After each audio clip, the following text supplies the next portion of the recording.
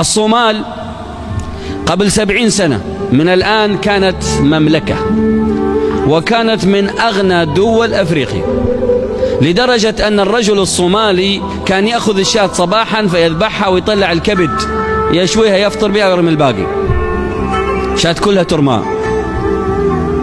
والصومال تصدر الأغنام والإبل والبقر للعالم، واليوم وقبل فترة كما تعلمون ايش اللي حصل فيها من المجاعة بسبب عدم شكر النعمة.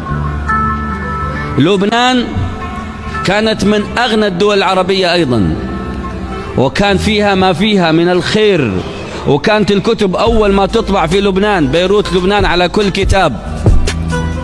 ولما كان يأخذ الواحد الفاكهة يأخذ منها ويرمي الباقي، فاكهة مما يتخيرون، كان يأخذ أكرمك الله سندويش ويرمي الباقي. فحصل فيها الحرب الأهلية التي ما زالت ولايتها تعاني منها إلى اليوم. من غير تحديد، كثير من الدول للأسف بسبب عدم شكر النعمة صار فيه نوع من الضيق في ذات اليد والضيق في المعيشة. وكم من قرية كانت آمنة مطمئنة يأتيها رزقها رغدا من كل مكان فكفرت بأنعم الله فأذاقها الله لباس الجوع والخوف. لإلاف قريش إلافهم رحلة الشتاء والصيف فليعبدوا رب هذا البيت الذي أطعمهم من جوع وآمنهم من خوف. عكس هذه الصورة في الصومال وفي بعض الدول كان الواقع هنا في أرض الجزيرة قبل 70 سنة 80 سنة كان فيه فقر، وفقر شديد. يحدثني أحد الإخوة من الجنوب قصة مؤلمة جدا. من شدة الجوع تتفرق الأسرة، الأب يذهب إلى جهة والأم تذهب إلى جهة والأطفال كل يذهب، ويموت هذا من الجوع ويموت الآخر من الجوع في أرض هي الآن من أغنى الدول. لكن كان هناك صبر، وبفضل الله وجد شكر فأنعم الله. فعلينا نشكر الله على النعمة قبل أن تزول ونقول اللهم لك الحمد. ألهاكم التكاثر حتى زرتم المقابر. ألهاكم، ما معنى ألهاكم؟ أي شغلكم. طيب هم المنافقون ايش يقولوا؟ شغلتنا أموالنا وأهلنا فاستغفر لنا. طيب أموالكم وأهلوكم أحب إليكم من الله ورسوله وجهاد في سبيله. بعض الناس يقول لك يا أخي شوف، ساعة لله وساعة للملاهي، ساعة لله وساعة للملاهي. يا الله، أنت خلقت للملاهي؟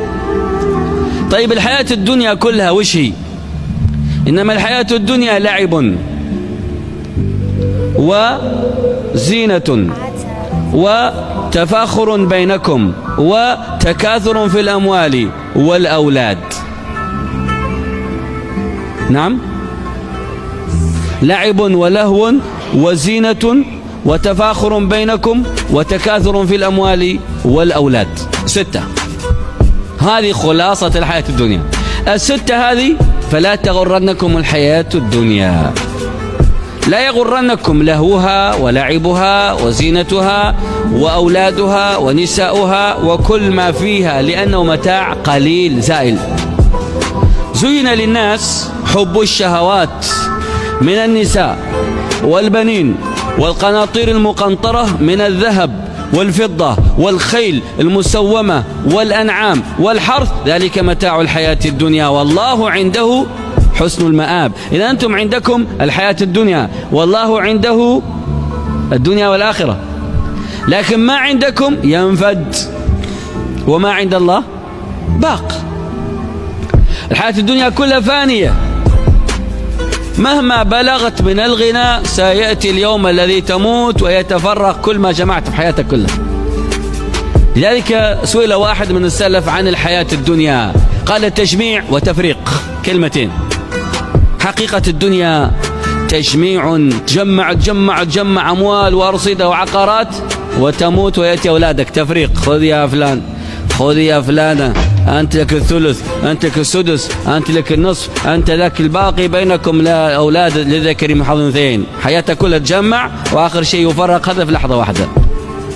ولو فرق بين عينيك وانت صاحي وحي وترضى لا تخاصم، لا ليه؟